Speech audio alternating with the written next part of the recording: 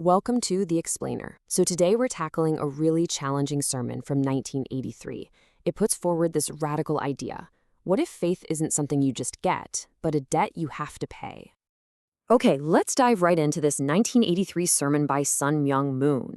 It kicks off with this really sharp critique. And for Moon, this isn't just about being impolite. He sees it as a symptom of a much, much deeper problem, this sort of one-sided transactional view of faith. And this observation, it's basically the launchpad for his entire argument about what belief truly demands. All right, to really get a handle on this, we're going to follow the sermon's logic, broken down into 5 parts. First, the critique of modern faith. Then we'll dig into what it sees as humanity's core problem. After that, the solution, which it calls indemnity. Then we'll see how that shapes the church's mission. And finally, we'll look at the ultimate goal.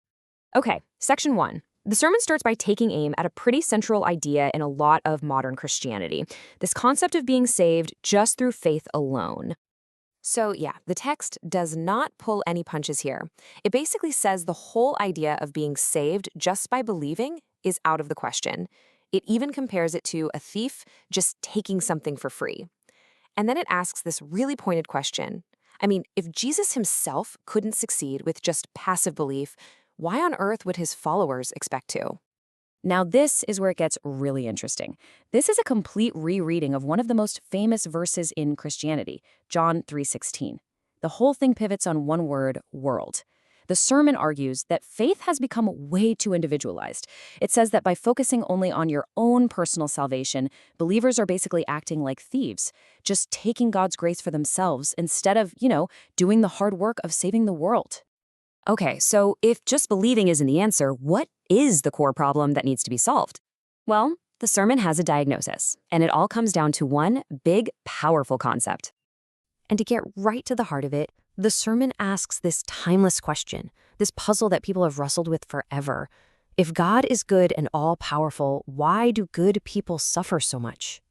The answer, according to the sermon, is this concept called the human portion of responsibility.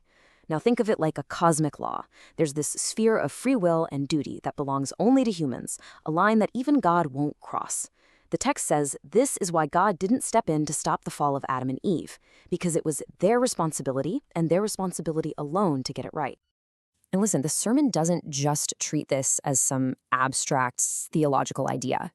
It frames it as the single greatest discovery in all of human history. It literally says that understanding this is more important than the atomic bomb or even Einstein's theory of relativity. That's how absolutely central this idea is to the whole worldview. All right, so if humanity's failure is what created this mess, how in the world do you fix it? The sermon proposes a solution, and let me tell you, it's every bit as demanding as the responsibility it talks about. This solution is called restoration by indemnity. And the core idea here is that all that historical sin has created this massive debt that has to be paid off. And how do you pay it? According to the sermon, it happens through active voluntary suffering. So persecution isn't just some random awful thing. It's the actual currency you use to cancel out that cosmic debt. And this idea of indemnity, it's not just a personal thing. The sermon lays out this huge, expanding path of responsibility. It starts with you, the individual, but then it scales all the way up through your family, your community, your nation, all the way to the world, and even the cosmic level. The argument is that the debt is multi-layered, so the payment has to be too. Okay, so this whole theology of responsibility and paying this indemnity debt, it directly shapes the mission of the Unification Church and its members, at least as it's laid out in this sermon. So the sermon argues that followers can't just believe in Jesus, they have to actually do what Jesus did. The mission, then, is to finish the job he started, to pay off the world's debt through their own sacrifice, and restore the world to a state where it's worthy of God's love again. And right here, the sermon draws a really stark line in the sand. On one side, you have what it calls conventional Christianity, which it paints as passive, seeking comfort, just waiting for salvation.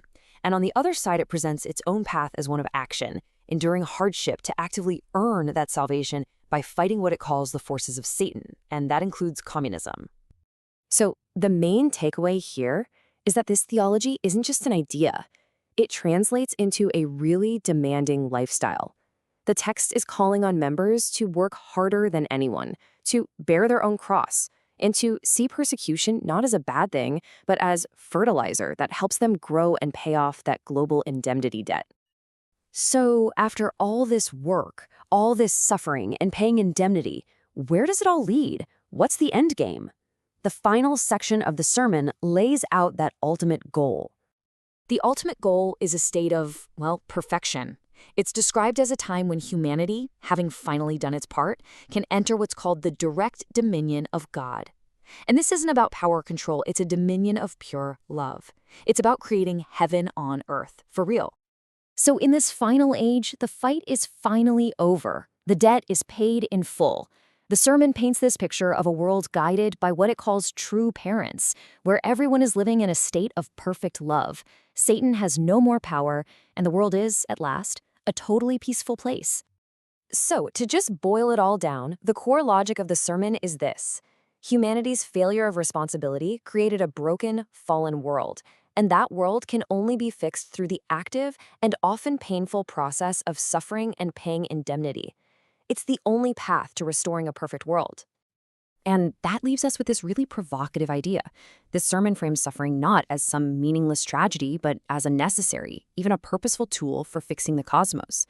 And whether you agree with that or not, it definitely forces you to think about that bigger universal question. Can our suffering have a purpose?